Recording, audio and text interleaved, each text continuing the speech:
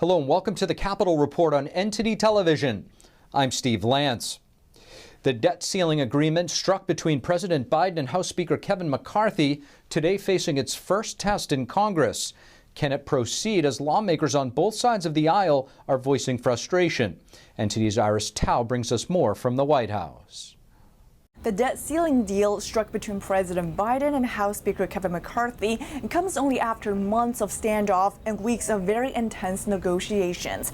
As we know, the current deal would raise the debt ceiling for the next 2 years. It'll also keep non-defense spending at roughly the same levels while preventing cuts to Social Security, Medicare, and veteran programs. And it would also claw back unspent COVID money as well as new funding for the IRS, as Republicans have been insisting. But some hardline conservatives in Congress are voicing frustration that this bill doesn't go far enough to actually cut spending or to target Democratic legislation such as President Biden's student loan plan. And they asked some of them in the House Freedom Caucus on Tuesday, what about a risk of a potential default? Watch. What's your message to some Americans who might be more worried about a potential default? What this bill does is lead to an eventual complete default of the United States. That's what it does, and that's why we're opposed to it. We have the ability to not allow it to come to the floor. So it's a bad bill for the Republicans. Honestly, it's a bad bill for the Democrats because it's a bad bill for America. Meanwhile, some progressives on the other side of the aisle are also complaining that this bill was a compromise to Republicans' demands. But the White House today called it a win anyway, saying that at least passing it would avoid a default. Watch. It's an agreement that not only prevents the first ever default in this country, but it will protect our hard-earned and historic economic recovery. So when we talk about catastrophe, since we have not seen it, have not felt it, I think people think it's a little hyperbole. It is not. But now, given the uncertainty about if this bill would get enough support in Congress, both the White House and the House GOP leadership, which brokered the deal, would have to step up their messaging campaign. So we do expect to hear more from all sides in the coming days. Reporting from the White House, Iris Tao, NTD News. House Speaker Kevin McCarthy today warning FBI Director Christopher Wray. It's about the bribery scheme allegedly connected to President Biden. The Speaker of the House says that he might hold Wray in contempt of Congress. That's if he misses today's deadline to turn over subpoenaed documents to Congress. The clear threat against Wray comes after House Oversight Committee Chairman James Comer indicated last week that he may hold the FBI director in contempt. Republicans are seeking a form about a bribery scheme allegedly involving a foreign national and President Biden. The U.S. today sanctioning individuals in China and Mexico. That's for taking part in and enabling the illegal fentanyl trade. In total, 17 people and entities were sanctioned in the move. They're being accused of enabling counterfeit fentanyl-laced pill production.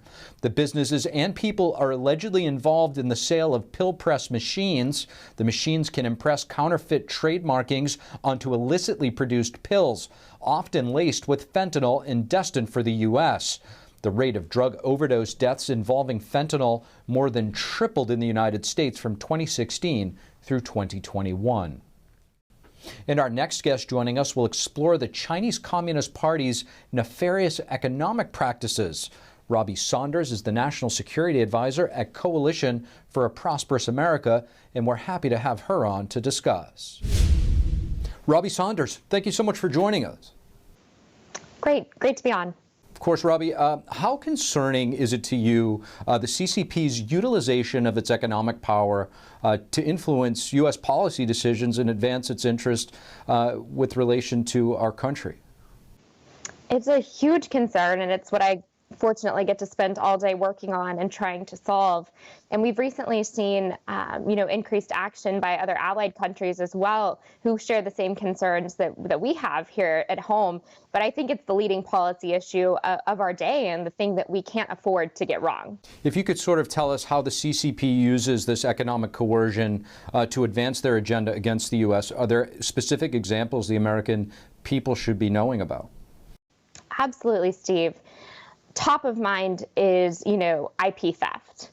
The CCP, through their corporate cells, which are required to be in every single company, whether it's an American company doing business with or in China, or the Chinese businesses themselves. They all have these mandated government minders that oversee the company's operations, report back to the party. Through that, then there is an incentive to steal American business technology and information. And that is a huge concern for lots of companies who have then been damaged and harmed by this corporate espionage and this IP theft that's going on. This is very pervasive, in America right here in our own country, as there will be folks that are over here working and serving as, double agents reporting back to the CCP. That is a number one, problem. Second, I would say we have concerns about, quality of products and goods that are coming into the United States and things that we consume every day.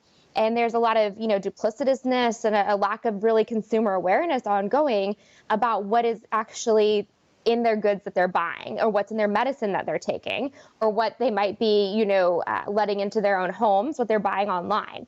I think that these different tools, whether, the IP theft, espionage, et cetera, are just the tip of the iceberg as far as the more, even more nefarious things ongoing, including, unfortunately, fentanyl trafficking through Mexico, or some of the coercive business practices and behaviors going on around the world through the Belt and Road Initiative, or even on Wall Street, where China has convinced these large finance houses to invest in their startup companies. And these startup companies are really China's advanced military technology companies or biotech companies that are being used to produce the newest weapons for the PLA and the PLA Navy.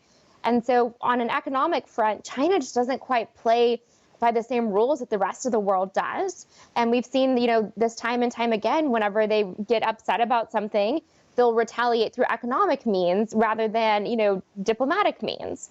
For example, with Australia recently, there's been a lot of tariffs being used in a negative way to harm the Australian economy by the Chinese simply because of, independent decisions Australia's been making. Same thing happened, with South Korea when they decided to partner with the United States.